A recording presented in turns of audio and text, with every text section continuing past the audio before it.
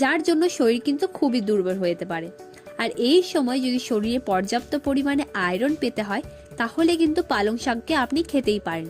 পালং শাকের মধ্যে থাকা আয়রন কিন্তু আমাদের দৈনিক আয়রনের যে দরকার রয়েছে তাকে কিন্তু অনেকটা পূরণ করে দিতে পারে, আর তার সাথে সাথে রক্তাল্পতার মতো সমস্যা কিন্তু অনেক কমে যেতে পারে। 5 নম্বর, প্রদাহনাশক হিসেবে পালং শাকের উপকারিতা।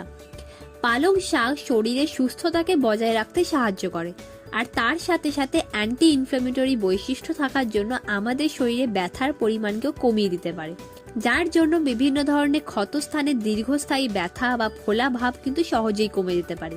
এখনো অবধি তো আমরা জেনে নিলাম যে পালং শাকের কি কি উপকারিতা রয়েছে।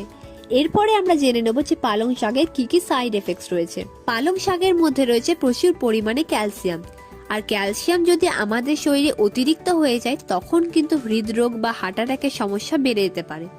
অন্যদিকে পালং শাকের